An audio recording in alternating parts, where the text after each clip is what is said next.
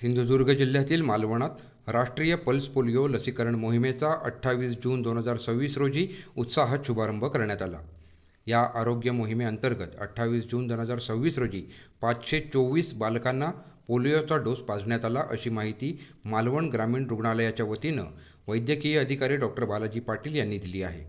या दरम्यान जिल्हा आरोग्य अधिकारी डॉक्टर सई धुरी, जिल्हा माता व बालसंगोपन अधिकारी डॉक्टर स्वप्नील मालखेडे, आरोग्यसेवक संजय वरक यांनी मालवण ग्रामीण रुग्णालयात भेट देऊन लसीकरणाचा आढावा घेतला।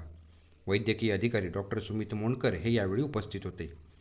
मालवण ग्रामीण रुग्णालय येथे तहसीलदार गणेश लवे, मालवण न्यायाधीश मोहम्मद कैसर फकीही अशा प्रशासकीय मान्यवरांसह मालवण नगर परिषद नगराध्यक्षा सौ ममता वराडकर, उपनगराध्यक्ष दीपक पाटकर, आरोग्य सभापती पूनम चव्हाण, नगरसेविका महानंदा खानोलकर, नगरसेविका अन्वेषा आचरेकर, सामाजिक कार्यकर्त्या शिल्पा खोत, महिमा मयेकर, अमृता फाटक, तारका चव्हाण आणि मान्यवरांनी भेट देत पल्स पोलिओ मोहिमेची माहिती घेतली आणि 5 वर्षाच्या आतील एकही बालक लसीकरणापासून वंचित राहू नये यासाठी आरोग्य विभागानं खबरदारी घ्यावी अशा सूचना केल्या।